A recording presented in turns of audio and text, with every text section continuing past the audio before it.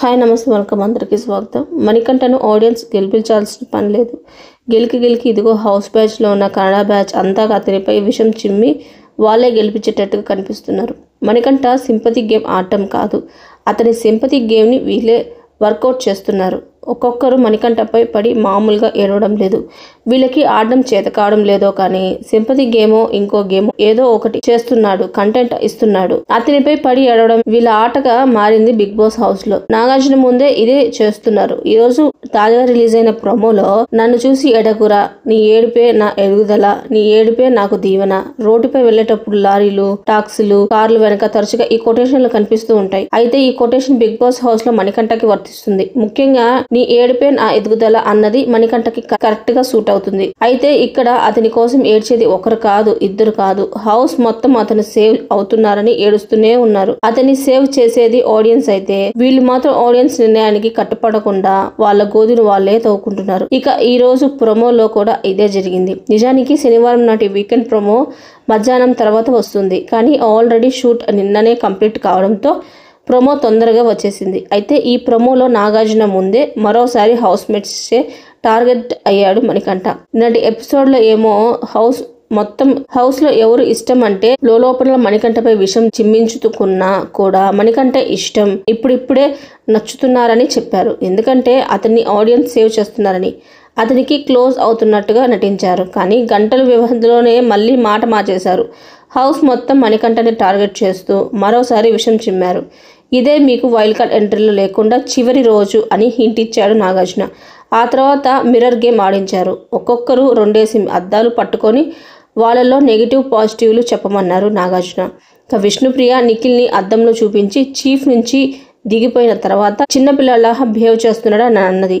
దాంతో నాగార్జున చీఫ్ నుంచి దిగిపోయిన తర్వాత లేదంటే సోనియా వెళ్ళిపోయిన తర్వాత నుంచా అని పంచివేశారు. ఆ తర్వాత అబద్ధాల సత్యవతి యష్మి మరోసారి అది నోరా లేదంటే బోరా అన్నట్లుగా మళ్ళీ అబద్ధాలు ఆడింది. పృథ్వీ చీఫ్ అవ్వలేదని నబిల్ చీఫ్ అయ్యాడు, దారుణంగా ఏడ్చింది.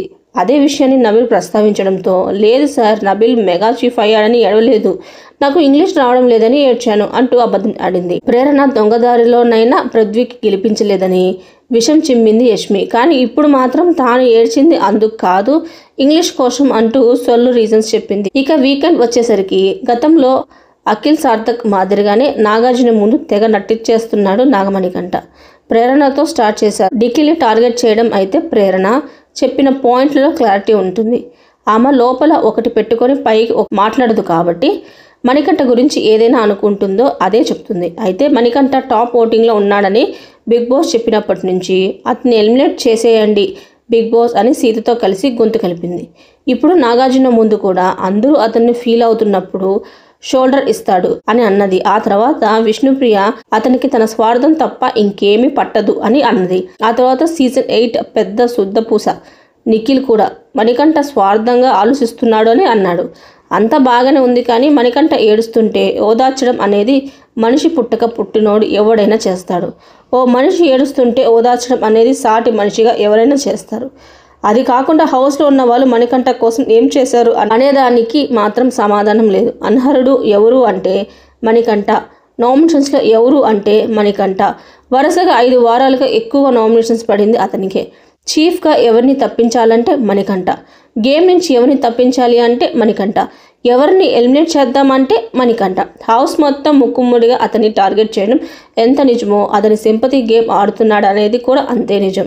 అయితే అతని సింపతి గేమ్కి బలాన్ని ఇస్తుంది మాత్రం ఈ హౌస్లో ఉండే యష్మి ఒక్కరే కాదు.